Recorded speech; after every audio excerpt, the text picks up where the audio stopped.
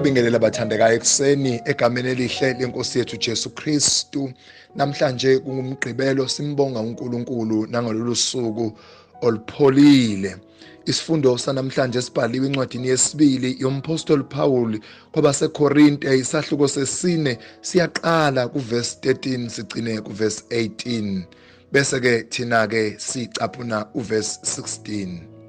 Ngakho asidangali, kodwa noma kubhubha umuntu wethu wangaphandle, owangaphakathi wenziwa musha imihla ngemihla, ngokuba usizi lwethu olulana olungolomzuzwana luyasebenzela isilinganiso esikhulu kakhulu senkazimulo emiyo ephakade. Esifundweni sanamhlanje bathandekayo, umpostoli Paul ukhuluma ngamandla avela evangelini aqinisa ezinhluphekweni kanye nasezingozini. Uthi okokuqala, ngakho ke asidangali. Athi uJesu kuJohn 14 verse 1 athi inhliziyo yenu mayingakhathazeki, kodwa nina kholwani. Ezikhathini ezinjena bathandekayo, sibizwa ukuba singadangali, kodwa sibiza ukuba sikholwe. Uthi ke umpostoli Paul, ngakho ke asidangali, ngoba noma kwenzeka kubhubha umuntu wethu wangaphandle, kodwa owangaphakathi wenziwa musha usuku nosuku. Ngakho ke bayazi abantu abajimayo ukuthi to revive yourself, ukuzenza musha, ngoba ukujima, ukuzivocavoca, ukulungisa umzimba wakho kwenza ukuba uhlale umusha ngaso sonke isikhathi. Noma usukhulile, kodwa ukujima kwenza ukuba impilo yakho ibonakala intsha, ihlale ifresh ngaso sonke isikhathi. Ngakho ke siyadinga nathi bathandekayo nakulesi sikhathi ukuthi noma impilo yethu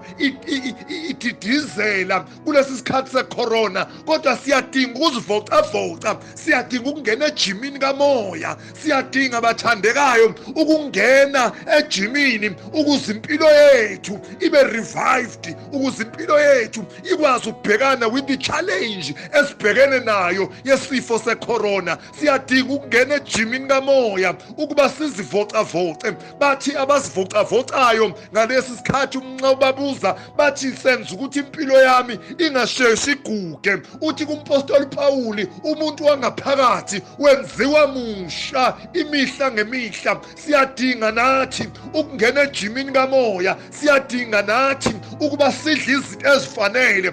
Siyadinga kuyethiwe nxa bejima bathi fanele kube khona nezinto ozidlayo ezizokwenza ukuthi uhlale ufresh ngaso sonke isikhathi. Kuthiwa idla ukudla okufresh okunamavitamini. Izwi likaNkulunkulu nathi siyadinga ukulidla ngoba liyasenza ukuba sibe basha usuku nosuku. Uthi umpostoli asidangali, ngakho-ke asikhathazeki, ngoba umuntu wethu wangaphakathi wenziwa musha. Yini engamenza lo muntu wangaphakathi abe musha? Izwi likaNkulunkulu. Sidinga ukudla ukudla okufresh okulizwi likaNkulunkulu elivela kuNkulunkulu qobo, ngoba liyasakha. Athi uDavide ehubeni, ubuyisa ubusha bami njengokhozi. Izwi likaNkulunkulu liyakwazi bathandekayo to revive us, liyakwazi ukusenza ukuba sihlale sibasha ngaso sonke isikhathi. Liyakwazi ukusiqoqa nosekulahlekile, lenze izinto ezintsha.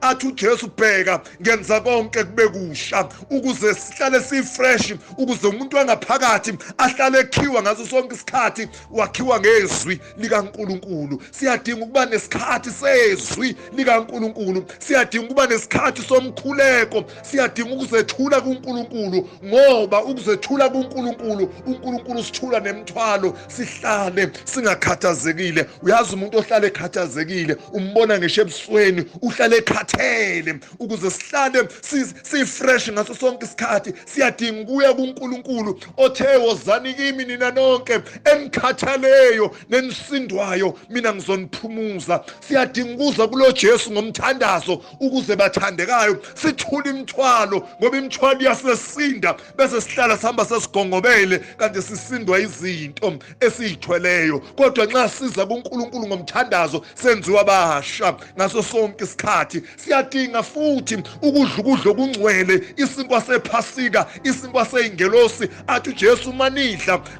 lesi sinkwa niphuza kulesi sitsha, mina ngizohlala kini nani nihlale kimi, bese ke sihlale sinokuphila. Ngakho-ke bathandekayo, siyadinga ukumenza umuntu wangaphakathi ahlale emusha ngaso sonke isikhathi ngokuza kuNkulunkulu ngomthandazo, ngokudla izwi likaNkulunkulu elinamavithamini adinga umzimba. Ngake ngasho ngelinye ilanga, athi umpostoli uPetro esahlukweni sesihlanu, athi langazelelana nobisi njengabantwana, langazelelana ubisi olungokomoya ukuze nakhiwe nibe yindlu kaNkulunkulu. Ngakho-ke ubisi uma kukhulunywa ngalo kuthiwa linamavithamini adinga umzimba wonke. Therefore siyadinga ukuba sihlale sibasha. We need to eat, we need to drink ezwini likaNkulunkulu bathandekayo, ukuze sihlale sibasha ngaso sonke isikhathi. Uthi umpostoli Pawule, umuntu wangaphakathi wenziwa musha. Asimakheni umuntu wangaphakathi wethu,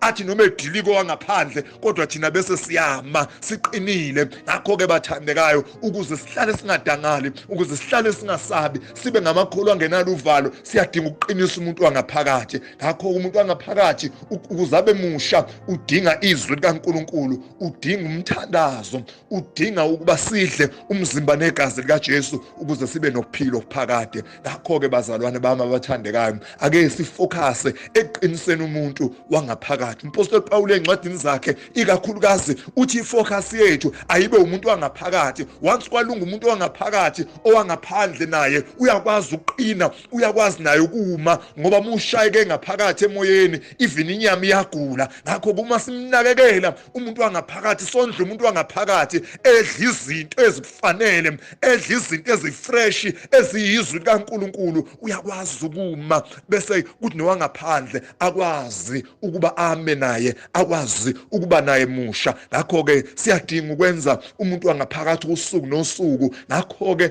le ndaba ayisiyaya ngesonto kuphela, kodwa izwi likaNkulunkulu sidinga ukulidla daily. Athi uJesu nxa efundisa ngomkhuleko kubafundi bakhe, bathi usiphe namhlanje isinkwa sethu semihla ngemihla, hayi ngesonto kuphela. Ngamanye amazwi izwi likaNkulunkulu sidinga ukulidla every day. Ukuye emthandazweni, we need ukuba siye kuNkulunkulu every day. Athi umpostoli Pawule nxa ehlelwa ethi nxa kwabase-Efesu, athi nxa nihlome izikhali zonke, athi ekukhulekeni nikhuleke njalo, nikhuleke njalo, into yokwenziwa njalo. Njengoba sinesikhathi nje manje sesisondele ephasikeni, kusasa usuku lwamasundu lokungena kwenkosi eJerusalema. Ngakho-ke isikhathi lesi sokuba sizisondeze kuNkulunkulu. Ngithe izolo isikhathi lesi sokucela kuNkulunkulu. Ngakho-ke sondele emthandazweni, isikhathi lesi that we need to spend in prayer. Sihleze emakhaya, we need to nourish ourselves ngezwi likaNkulunkulu. Siyadinga ukumukela umzimba negazi likaKristu nangokomoya, ngoba ibandla lethu lisihlelele leyo nkonzo,